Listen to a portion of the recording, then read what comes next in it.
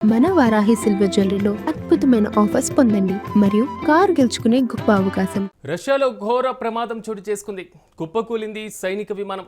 అయితే విమాన ప్రమాదంలో 29 మంది మృతి చెందారు. AN-26 విమానం క్రిమియా మీదుగా వెళ్తున్నటువంటి సమయంలో ఏటీసీతో సంబంధాలు తెగిపోయినటువంటి పరిస్థితి ఏర్పడింది. 23 మంది ప్రయాణికులతో సహా 6 సిబ్బంది కూడా మృతి చెందారు. సాంకేతిక సమస్య వల్లే ఈ ప్రమాదం జరిగిందని రష్యా రక్షణ శాఖ పేర్కొనడం జరిగింది. అయితే ప్రమాదం పైన దర్యాప్తును చేస్తున్నామని కూడా రక్షణ శాఖ తెలిపింది. సో మొత్తం మీద రష్యాలో మాత్రం ఘోర విమాన ప్రమాదం చోటు చేసుకుందని చెప్పుకోవాలి. ఆ దేశానికి సంబంధించినటువంటి అత్యంత కీలకమైన సైనిక రవాణా విమానం కూడా కుప్పకూలినటువంటి పరిస్థితి. అయితే ఈ ప్రమాదంలో 29 మంది ప్రాణాలు కోల్పోయారు. ఇదే అంశాన్ని కూడా రష్యా విదేశాంగ శాఖ అధికారులు కూడా ప్రధానంగా ప్రస్తావించినటువంటి పరిస్థితి. రష్యా రక్షణ శాఖ కూడా ఈ విషయాన్ని ధృవీకరించినటువంటి సిచ్యువేషన్ అయితే కనబడుతుంది. ఇక ఇదే అంశంపై మరింత సమాచారం మా ప్రతినిధి వెంకట్ అందిస్తారు. వెంకట్ చెప్పండి, ఒకవైపు రష్యా ఉక్రెయిన్ యుద్ధం సాగుతున్నటువంటి తంతులో సో ఏ చిన్న ప్రమాదం జరిగినా యుద్ధ మేఘాలపైన యుద్ధానికి సంబంధించినటువంటి అనుమానాలు వ్యక్తమవుతున్నటువంటి పరిస్థితి. కానీ సాంకేతిక సమస్య అనేది మాత్రం ప్రధానంగా రష్యా కూడా ధృవీకరించింది. AN-26 విమానానికి సంబంధించిన ప్రమాదం పైన పూర్తి డీటెయిల్స్ ఏంటి? సాధారణ మనం ఇప్పుడు దాదాపుగా 4 ఏళ్ల పైనుంచి సాగుతున్నటువంటి రష్యా ఉక్రెయిన్ యుద్ధానికి సంబంధించి చాలా వరకు ఏ వార్త వచ్చినా సరే దానికి ఈ రెండింటికి లింక్ అనేది ముడిపెడుతున్నటువంటి పరిస్థితి ఉంది. దానికి తోడు ఇటీవల కాలంలో ఉక్రెయిన్ మళ్ళీ దూకుడు పెంచడం, రష్యాలో ఉన్నటువంటి చమురు బావులపై ఉక్రెయిన్ దాడులు చేయడం, అదేవిధంగా ఏకంగా రష్యా అధ్యక్షుడు పుతిన్ నివాసాన్ని టార్గెట్ గా చేసుకుని డ్రోన్లను ప్రయోగించడం, ఇవన్నీ కూడా మనం చూస్తూనే వచ్చాం. అయితే ఇక ఇప్పుడు మాత్రం కొంత పరిస్థితి మరింత దిగజారిందనేటువంటి వార్తలు కూడా వస్తున్నాయి. అయితే ఇటువంటి సమయంలో జరిగినటువంటి ఒక ప్రమాదానికి సంబంధించి కొంత ఆందోళన అయితే కనపడుతోంది. రష్యాలో ఉన్నటువంటి రష్యా నుంచి వెళ్తున్నటువంటి ఆ దేశ సైనిక రవాణా విమానం కుప్పకూలింది. రష్యన్ మిలిటరీకి చెందినటువంటి ప్లేన్ క్రాష్ కావడంతో ఒక్కసారిగా దీని వెనక ఏమన్నా కుట్ర ఉందా, అంటే క్షిపణులతో ఏమన్నా ఉక్రెయిన్ కూల్చిందా అనేటువంటి అనుమానాలు కూడా మొదలైనటువంటి పరిస్థితి. ఈ ఘటనలో మొత్తం 29 మంది ప్రాణాలు కోల్పోయారు. అందులో 6 అక్కడ విమాన సిబ్బందిగా కూడా తెలుస్తుంది. అయితే రష్యా విదేశాంగ శాఖ అధికారులను ఉటంకిస్తూ ఆ దేశ మీడియా దీనికి సంబంధించి ప్రకటన చేసింది. ఇక రష్యా సైనిక విభాగానికి చెందినటువంటి AN-26 విమానం క్రిమియా మీదుగా వెళ్తోంది. అయితే ఆ క్రమంలోనే దీనికి సంబంధాలు తెగిపోయాయి ఏటీసీతో. అయితే ఇలా సంబంధాలు తెంచడం వెనక ఉన్న ఉక్రెయిన్ కి సంబంధించినటువంటి రాడార్లు ఏమన్నా పనిచేసాయా, సిగ్నల్ ఏమన్నా జామ్ చేశారా అనే దానికి సంబంధించి ఇప్పుడైతే విచారణ జరుగుతోంది.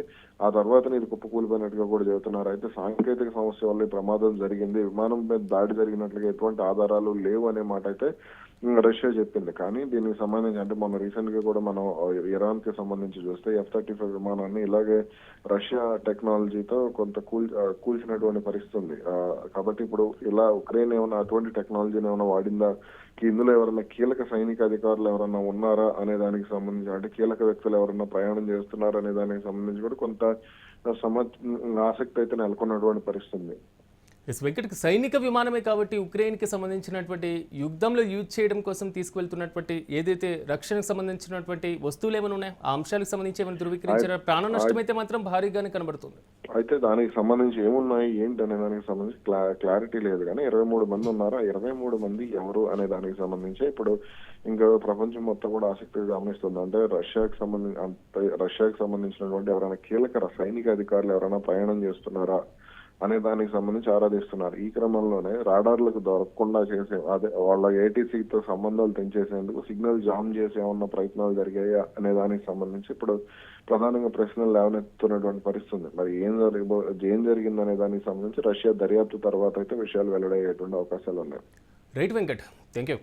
మొత్తం మీద రష్యాలో ఘోర విమాన ప్రమాదం చోటు చేసుకుంది. ఆ దేశ సైనిక రవాణా విమానం కుప్పకూలింది.